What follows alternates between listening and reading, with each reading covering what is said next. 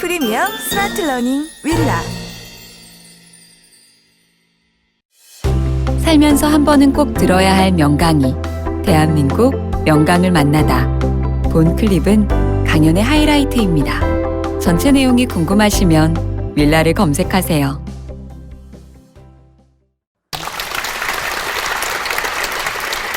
네, 안녕하세요. 반갑습니다. 스타트업 얼라이언스 임정욱 센터장입니다. 오늘 말씀드리려고 하는 내용은 스타트업이란 무엇인가에 대해서 일단 말씀을 드리고요. 그 구글이라는 회사의 사례로 왜 이렇게 전 세계적으로 스타트업이 붐인가, 왜 이렇게 스타트업을 하기가 좋은 환경이 됐는가, 그리고 제가 많이 느끼는 스타트업에 대한 약간의 오해라든지 이런 편견이라든지 이런 거에 대해서 말씀을 드리고, 그래서 이렇게 변화하는 세상에 어떻게 좀 대처를 해야 될까라는 내용으로 마무리를 하려고 합니다. 도대체 스타트업이란 게 근데 뭐냐? 그리고 벤처기업이라고 옛날에 했는데 왜 스타트업이라고 하냐? 창업하면 다 스타트업이냐? 이런 이야기들을 좀 하거든요. 그래서 옛날에는 뭐 거의 한 20년 전에는 스타트업이란 말을 거의 안 썼던 것 같아요. 근데 점점 스타트업이란 말을 많이 쓰는데 어감에서 오듯이 뭔가를 시작했는데 쭉 올라가는 느낌이 있죠. 그래서 보통 보면 하키스틱 성장이라든지 제이커브라든지 이런 거를 스타트업이라고 보통 얘기를 하는데, 뭔가 창업한 지 얼마 안 됐는데 대규모 자금을 조달받기 전에 아이디어와 기술을 통해서 급성장을 기대할 수 있는 조직이다. 뭐 이런 게 있어요. 그래서 급격한 성장이 되게 중요한 그런 키워드라고 할 수가 있는데, 저는 이 그 버클리대 스티브 블랭크 교수의 스타트업 정의를 상당히 좀 이렇게 와닿기 때문에 많이 소개를 하는데요. 이분은 이런 말씀을 하셨어요. 스타트업은 반복적이며 확장 가능한 비즈니스 모델을 추구하는 조직이다. 그러면 반복과 확장이 가능한 비즈니스란 무엇이냐라고 생각을 하면 무한대의 성장, 그리고 한번 팔고 끝이 아니라 뭐 대동강물을 퍼내듯이 막 이렇게 팔 수 있는 건데, 그런 게 어딨냐라고 옛날에는 그랬겠지만 인터넷 소프트웨어 시대가 되면서 그런 것을 할 수가 있게 된 거죠. 그래서 스타트업에 대해서 간단히 정리를 해보면, 저는 항상 스타트업은 세상에 존재하는 어떤 문제에 대한 해결책을 내놓는 그런 회사다. 그런데 그 문제의 해결은 남다른 어떤 가설을 통해서 하는데 반복과 확장을 통해서 스케일을 만들 수 있어야 되고요. 그리고 성장 과정에 맞춰서 보통은 엔젤 투자, 개인 투자죠. 벤처 캐피탈의 투자를 받아서 고객 매출 이익을 늘려가는 것이 보통입니다. 왜냐하면 돈이 있어야지 그 투자금으로 빨리 성장을 할 수가 있는 거고요. 투자를 받았기 때문에 일정 단계에 이르면 그 투자자에게 투자 이익을 돌려주기 위해서 엑싯이라고 하는 것을 하는 게 보통이에요. 그래서 엑싯은 보통 IPO나 M&A, 그러니까 인수합병을 통해서 이렇게 이루어지게 되는 거죠. 이런 게 스타트업이라고 저는 할 수가 있는데, 이게 생각을 해보면 기존의 어떤 보통의 이런 비즈니스는 다 금융의 힘으로 파이낸싱을 돈을 빌려서 성장을 하죠. 그런데 스타트업은 전통적인 금융이라기보다는 벤처 캐피탈이라고 하는 모험 자본의 힘으로 성장하는 게 하나의 그 차이다라고 말씀을 드릴 수가 있어요. 스타트업 투자와 은행 대출의 차이를 얘기를 할 때 보통 어떤 회사가 어떤 비즈니스를 하기 위해서 은행 대출을 받는 경우에 영어로 하면은 데트 파이낸싱이라고 하는데요. 은행의 스타트업의 자산 담보나 창업자의 연대 보증 같은 걸 받고 돈을 대출을 해주죠. 1억을 대출을 해주는데, 이런 경우에는 회사의 현재 가치나 미래 성장 가능성과는 큰 관련이 없죠. 회사가 망해도 빌려준 돈을 다 받을 수가 있죠. 왜냐하면 담보를 다 잡았기 때문에. 하지만 회사가 잘 되더라도 원금하고 이자 외에 더 버는 것은 사실은 없죠. 이게 보통 소규모 자영업자나 전통 회사들이 뭐 공장을 짓거나 뭐 이럴 때 하는 방식인데요. 스타트업이 벤처 투자를 받는다고 하는 건 뭐가 다르냐 하면 에퀴티 파이낸싱이라고, 지분 파이낸싱이라고 하는데, 엔젤 투자자나 벤처 캐피탈이 스타트업의 미래 성장 가능성을 보고 투자를 하는 거죠. 그래서 예를 들어서 회사 가치를 10억으로 보고 1억을 투자할 때 똑같이 1억을 이렇게 주더라도 그 1억은 10%의 그 회사의 지분이 되는 거죠. 그래서 담보 같은 것은 없고 회사가 망하면은 투자금을 모두 날리는 거죠. 다만 회사가 잘 돼서 만약에 몇 년 뒤에 그 회사를 어떤 회사가 와서 100억을 주고 사겠다고 하면 투자를 했던 그 10%의 1억이 나중에 10억이 되면서 9억 원의 투자 이익을 얻을 수가 있는 거죠. 이게 바로 고성장이 기대되는 혁신 스타트업들이 주로 택하는 방식이라고 할 수가 있는데, 다만 하나 은행과는 다른 것은 지분만큼 회사의 컨트롤을 내줘야 되는 게 다르다는 거죠. 그러면 실제로 스타트업이 나와서 어떻게 성장을 하느냐, 거기에 대해서 이 실리콘밸리 유명한 스타트업의 사례로 이렇게 좀 말씀을 드리고 싶어요. 98년에 9월에 실리콘밸리 한 차고에서 두 스탠포드 대학원생이 설립한 회사예요. 어디죠?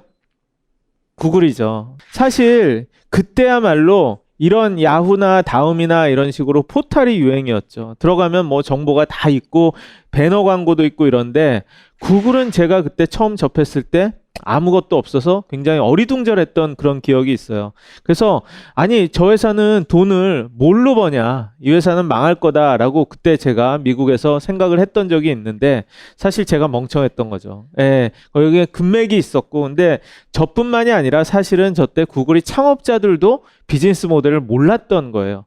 근데 그거보다 어떻게 보면 더 중요한 건 어떤 중요한 문제를 풀었어요, 구글이. 그게 뭐죠? 구글이 푼 문제는, 인터넷이 그때 90년대 말에 엄청나게 팽창하는데 이 팽창하는 인터넷을 제대로 검색을 해주는 데가 없었던 거예요.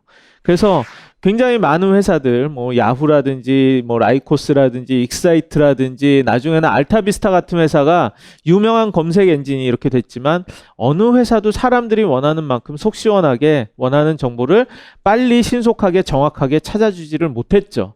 그런데 구글의 두 창업자가 스탠포드 대학의 박사과정에서 공부를 하면서 생각을 한 방법이 있어요. 생각을 해낸 가설이 바로 논문으로 자기들이 쓴 건데, 페이지 랭크라는 거였어요.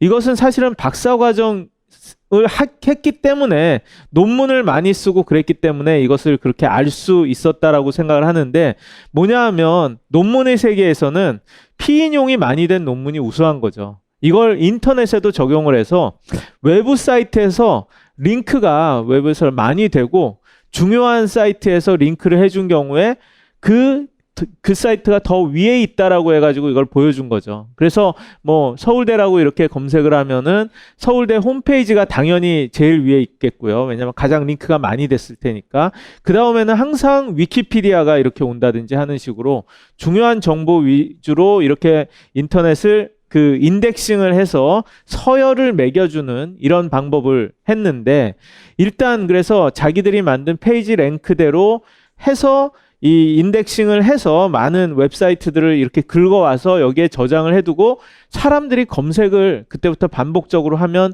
보여주기 시작하는 거죠. 그 순서에 따라서 보여주는데, 반복적으로 검색을 뭐 한 사람이 여러 번 한다고 해가지고 돈이 엄청나게 더 들 일은 없는 거죠. 일단 한번 만들면 검색 이 반복이 계속되고, 확장성도 사실은 굉장히 좋죠. 이 지리적으로 보면 미국 전역 다른 나라에서도 사실은 할 수가 있고, 또 이것을 뭐 뉴스 검색이라든지 지도 검색이라든지 뭐 이런 이미지 검색이라든지 이런 식으로 확장을 하고, 또 보면 그 페이지 랭크라는 그 알고리즘 자체가 사실은 언어의 구애를 받지 않는 거죠.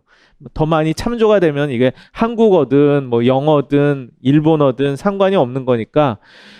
그리고 또 중요한 게, 어떤 목적을 가지고 검색하는 사용자들한테 거기에 맞는 웨딩드레스라고 하면 이 동네에 있는 그 웨딩드레스 가게를 이렇게 우선적으로 보여준다든지 하고, 저것을 클릭할 때마다 돈을 이렇게 받는, 클릭할 때마다 500원, 1000원 이런 식으로 받는 모델을 만들고 그걸 판매하는 글로벌 플랫폼을 구축을 하면서 돈을 긁어들이기 시작을 했죠. 이게 반복성과 스케일이 있으니까 그게 또 글로벌 레벨에서 나오기 시작을 하니까, 구글 직원들이 이렇게 자고 있는 사이에도 알아서 돈을 버는 이런 그 엔진을 이렇게 만든 거죠. 그래서 이 회사가 2004년도에 그 IPO 주식 상장을 하고, 그래서 계속 성장을 해서 지금은 900조가 넘는 세계적인 이런 그 회사가 됐죠.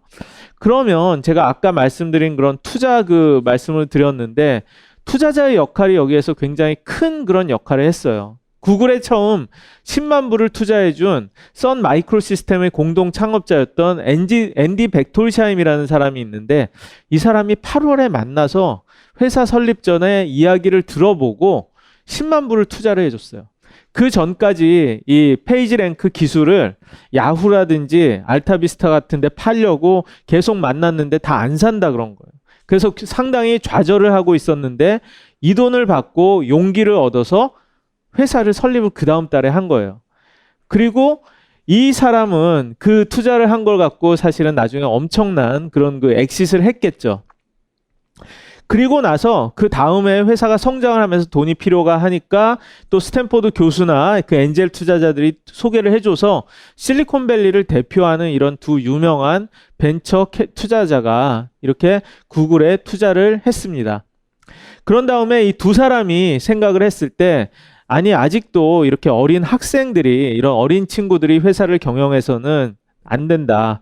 더 어떻게 보면 성숙한 경영자가 회사를 이끌어 가야 된다라는 그런 뭐랄까 주문을 한 다음에 자기들이 노벨이라는 이미 대기업의 CEO를 역임한 에릭 슈미츠를 소개를 해서 이 사람이 구글에 들어가서 세 명이 보면 그 공동 그 CEO가 이렇게 돼가지고 회사를 이끌어가게 이렇게 만든 거죠. 그래서 이 회사가 얼마나 구글이 지금 큰 회사가 됐는지 실감을 못 하시는 분들이 있는데 구글이 지난해 그 매출은 환율 때문에 좀 왔다 갔다 하기는 하는데 160조, 지금 환율로 아마 170조가 넘을 것 같네요. 그리고 영업이익이 30조 원이 넘는 어마어마한 회사가 이렇게 됐고요. 그리고 이렇게 큰 회사가 아직도 연간 성장률이 20%가 넘는 이런 회사가 됐습니다. 윌라